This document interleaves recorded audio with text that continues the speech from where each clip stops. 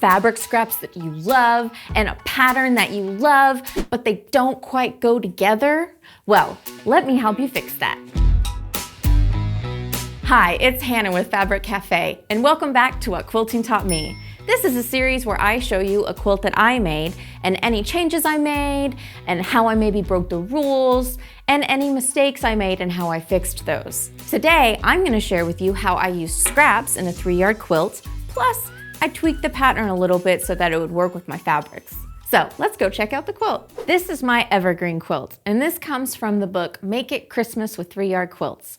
My inspiration for this quilt was actually this fabric right here. I loved all of the sweet little Christmas animals. They have hats on like gnomes. And I wanted a pattern that had a really strong Christmas motif in it, like a tree. But normally this pattern just alternates your Christmas tree block with your 9-patch block. But that wasn't gonna let me show off my large animal print as much as I wanted. So I took some artistic liberties and I alternated some of my 9-patch blocks with just a full square. And I'll tell you about how I came to that conclusion and my math and all that kind of stuff. But I alternated my trees with a nice big block here, and then I threw in my 9-patch every so often. And I used different fabrics for all of my trees so that it would have a lot of diversity and a lot of different colors. So let's put this on the table and I'll tell you all the nitty-gritty details about how I got here. All right, like I mentioned at the quilt, this pattern is from our Make It Christmas book. And this book has 8 different patterns in it, and they're all written for a lap, a twin, and a king queen. And there's a lot of really fun Christmas motifs in here. We've got some ornaments, we've got lots of stars.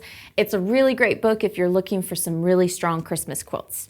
So before we jump into my quilt, we're gonna look at what a traditional 3-yard quilt would look in this pattern. All right, so first off, we've got these really cute little ornaments, which are the perfect size to go in that Christmas tree block right here. So remember, traditionally, this pattern is the Christmas tree block with alternating with the 9-patch block. So this would go everywhere our trees are. So it's like your Christmas tree is all decorated with your ornaments. Then our number 2 fabric is this star, and it's got red, green, and little metallic gold stars on this soft cream background. And that's gonna go in the background of your trees, as well as our lighter fabric and our 9-patch block. And our number 3 are these adorable little Christmas trees on red, so it adds this really nice contrasting color, and that's gonna go everywhere you see these mushrooms right here. So let's take a look at that image, and you can see just how cute it looks with all of those little ornaments on your Christmas trees. It really looks like they're decked out for the holidays. And that red with the little green Christmas tree on it adds a nice texture and also complements the trees, adding an extra little pop. So let's see what it looks like next to mine.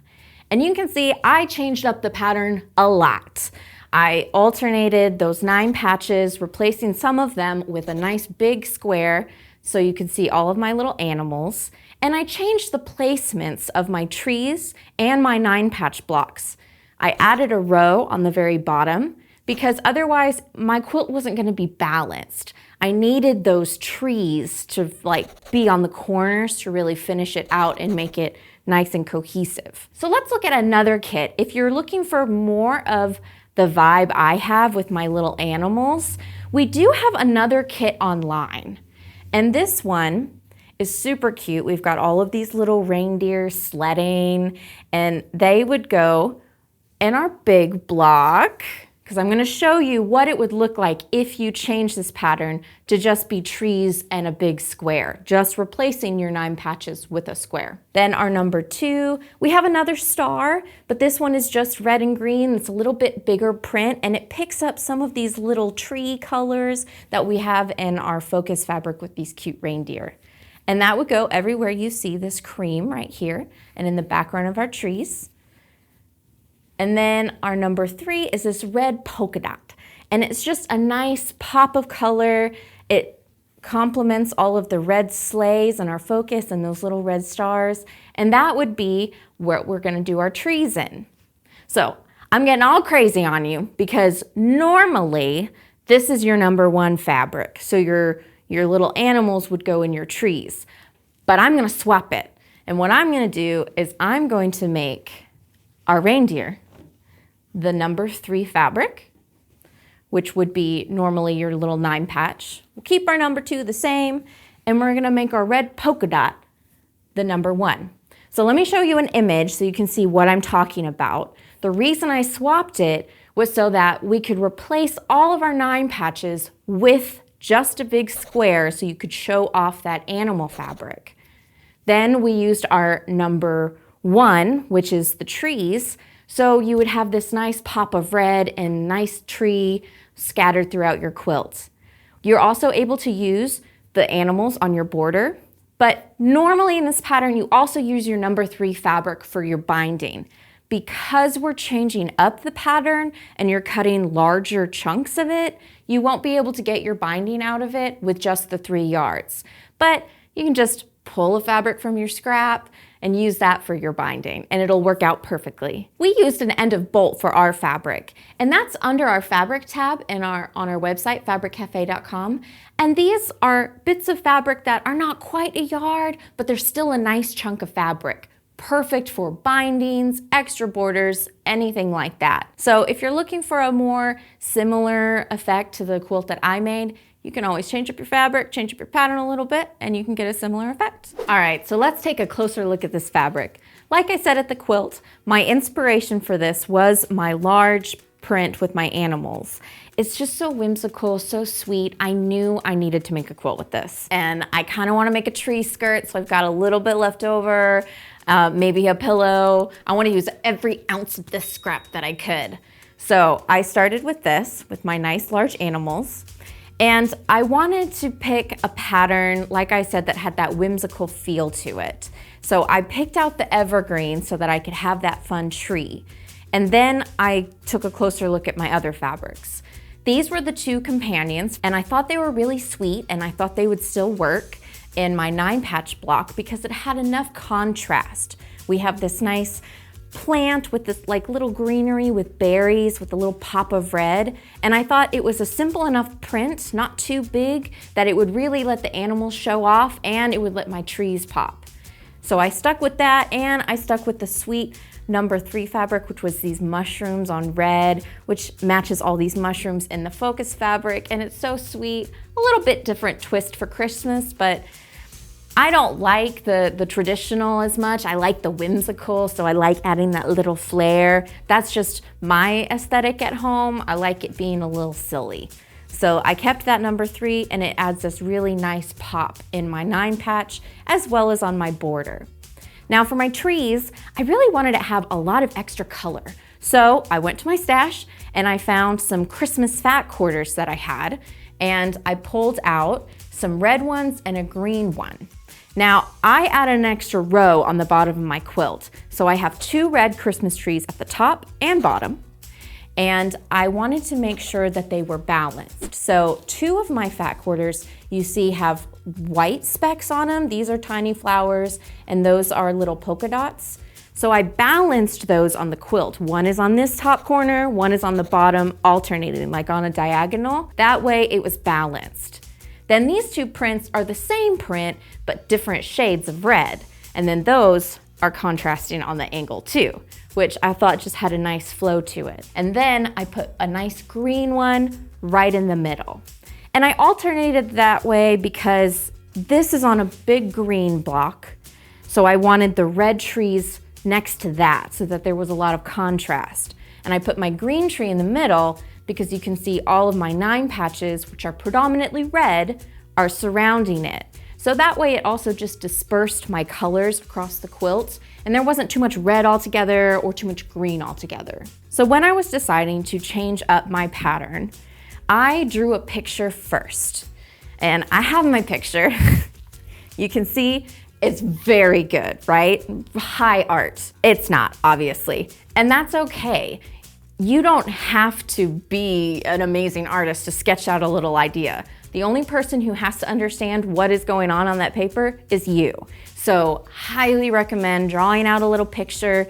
It gets that thought from your brain out so you can see it, which I'm a visual learner, and as quilters, I imagine a lot of you are too. So this was really helpful for me to plan out what I wanted. I also recommend when you're changing patterns up to keep notes. If you don't want to mark on your pattern, which I didn't with this one because I had the book, I recommend keeping a notebook in your sewing area so that you can make notes. I actually went through and I basically rewrote my cutting instructions so that I would have everything straight. I would say, okay, tree 1, and I would say how many things I needed to cut from which fabrics, how many big squares I needed to do, and so on. Just down the list, basically taking my cutting instructions, making a new list, same format because it works so well, and that helped me kind of keep going and keep me organized. How I figured out how to get my big blocks, all I did was I looked at what size I needed to make my 9 patch. And then I just cut squares the same size. It's really simple. You just take a width of fabric strip, and this is not a whole width of fabric strip because you can see I cut stuff off of it, but it would be long, long, long, and then you just cut your square from that. Ba-bum. I recommend using a square ruler because it helps a lot. And if you keep your fabric folded over and you cut, I'll move this down. If you cut like this, you're gonna get 2 squares at a time.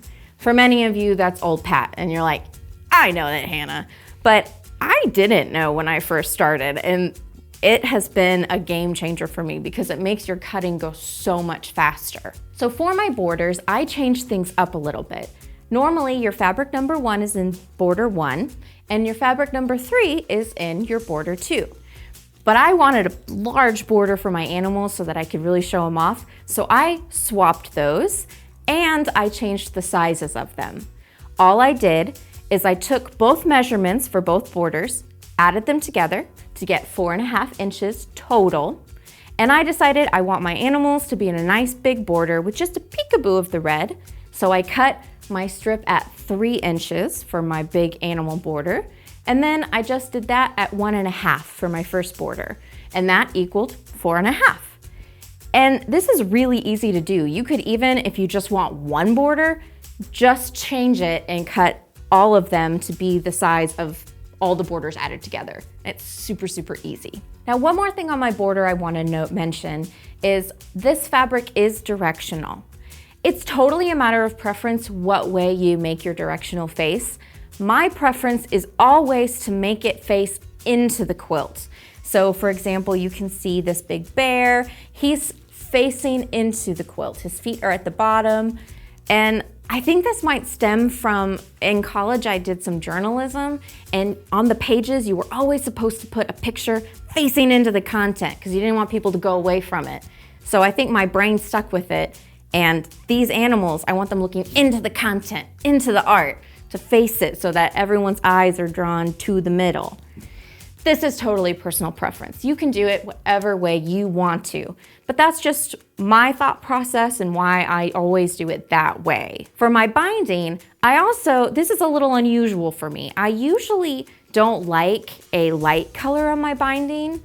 Sometimes if a pattern calls for a light color on the binding, I'll just change it and use a scrap. Again, personal preference. I like having a dark color on the binding usually, because to me it's kind of like a frame, closing out the quilt. But on this one, because I was using my darker colors here, I thought it needed to have a nice cream finish, and it pulled in all of these here, so it just kind of made it more cohesive. So since we're changing up our Evergreen quilt, we are gonna have 3 different blocks that we have to make.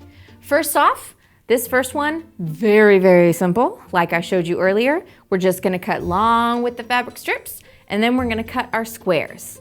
Simple, that's your first block done. Out of the way. Next, you're gonna make some 9 patches. This is also very simple. You're going to make some strip assemblies, and this is just a little bit of a strip assembly because it's what I have left, but you're gonna have really long with the fabric strips, and you just sew them end to end like this. Then you cut your units off of that. Easy peasy, got that done. We're gonna make 2 different strip assemblies. And the other one is going to look like that. I don't have enough of the fabric to show you a strip assembly because this is literally the only thing I have left from this one. So to build your 9 patch, you're gonna have 2 of these and you're going to put them on either side. So you'll sew one of these on, doop, and then you'll sew another one on the other side. Now our third block is the Christmas trees. These are a little bit more involved, but they're actually really fun to put together to see your trees coming to life. They are made up of a combination of half square triangles and rectangular pieces or squares. So first off, for our very tippity top of our tree, we've got 2 half square triangles that we sew together, and then we take 2 rectangles and we sew those on either end. So that's the very top of our tree. The middle section of our tree, there's 3 sections to sew it together. We have a half square triangle in the center, but this time we're going to put a rectangle of our tree color in between with our half square triangle on the other side as well. Then we have 2 smaller rectangles and we're gonna put those on either end right there. Ta-da! So that you can see this. And I know it looks a little bit off right here that there's like a bigger section of the tree, but once you sew those together, that is gonna get taken care of and it's gonna look seamless as it goes down the tree. That is your little seam allowance. Next, the very bottom of the tree is super, super simple. We take 2 half square triangles, and then in between them is just a square.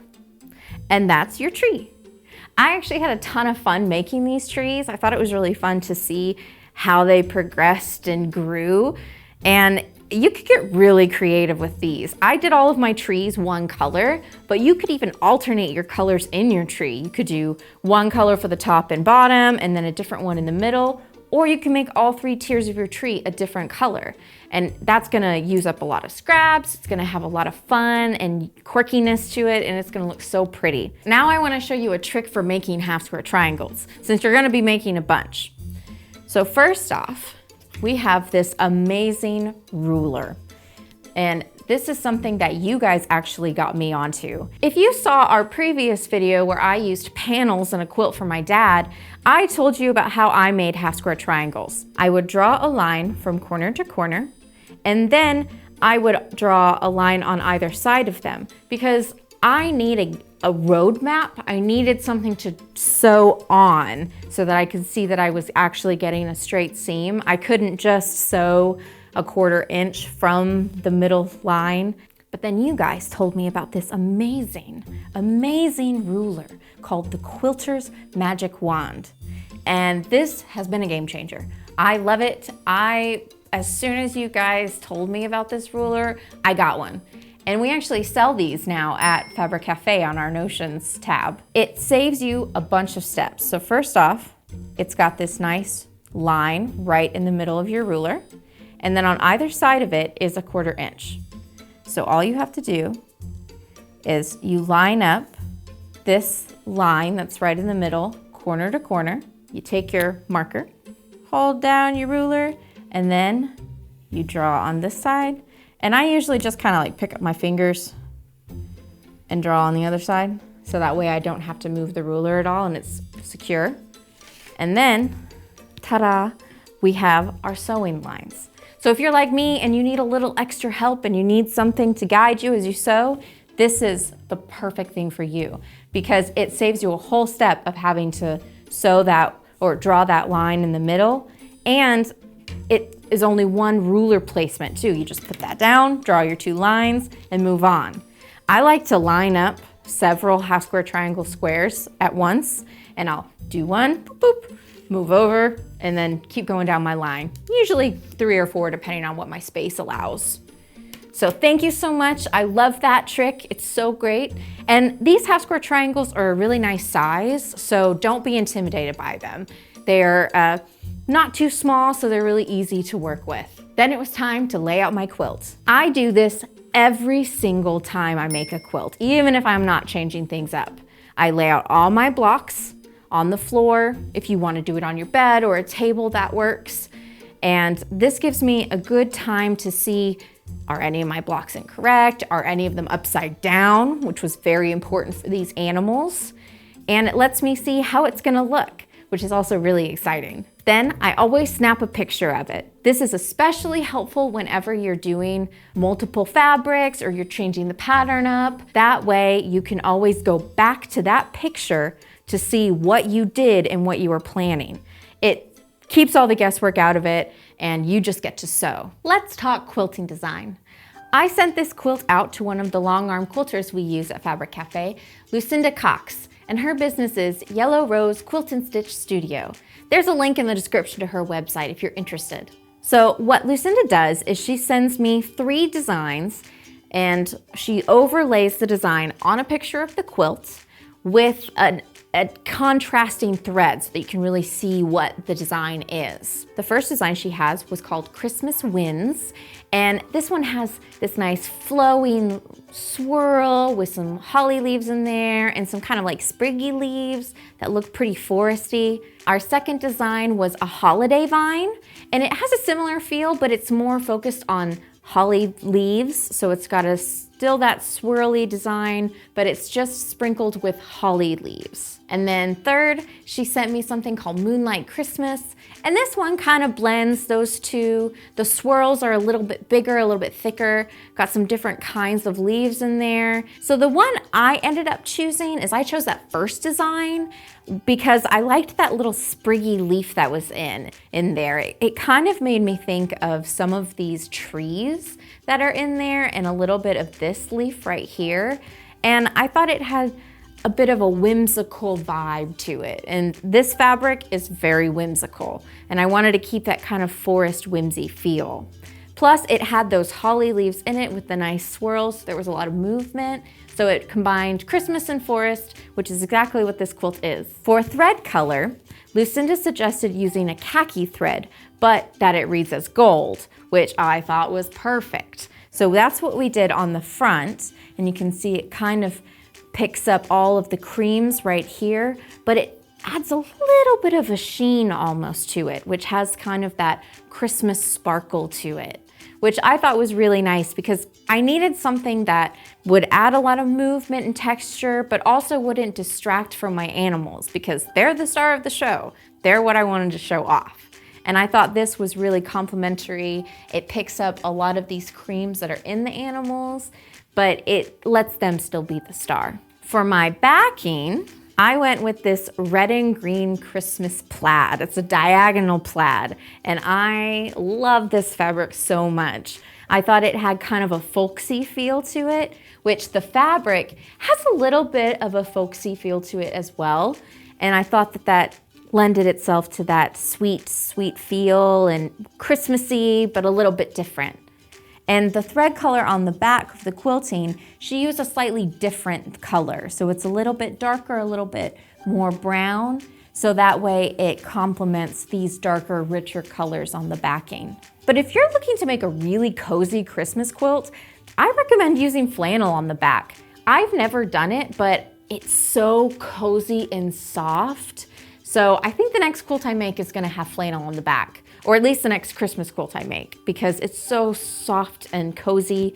We have some really fun Christmas flannel on our website. So if you're looking for a flannel backing for Christmas quilt, check those out. I wanted to take a minute to share a quilt that one of you made. Jean sent in a picture of a tic tac that she made with a twist. It is so much fun, all of the different changes she made.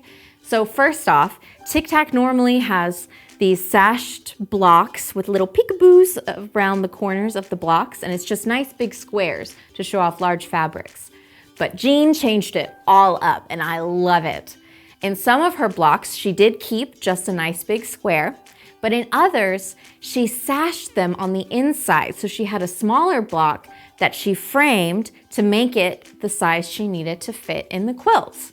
And some of those look like they might have been panels. Jean, if you're watching, let me know, because that is a super clever way to make a panel work in a quilt that the block is a different size. If you just need it a little bit bigger, add a little sashing border to it to make it fit. Perfect. And then something else, and I never would have thought of this, but I love it. She put a 4 patch in some of her squares. I think that is very clever, and I really want to do that now because it's so much fun. It adds all of this different effect to it, like all of these different textures and blocks and movement. It's so cool. Jean, I love your quilt. It's so clever. Thank you so much for sending in your quilt. If anyone else would like to have their quilt potentially featured in a video, send your pictures to welisten@fabriccafe.com. If you would like to make your own evergreen quilt, just remember the pattern is in the book, Make It Christmas with 3-Yard Quilts. And we have those 2 kits I showed you earlier. All of these can be found on fabriccafe.com, and there's even more fabric up there. You can change it up. You could do them in different colors, like this one behind me. It doesn't have to be Christmas. This would be a perfect quilt for a woodland theme, I think. So cute. If you would like to see other ways to use scraps in 3-yard quilts, be sure to watch the video that pops up. Happy quilting!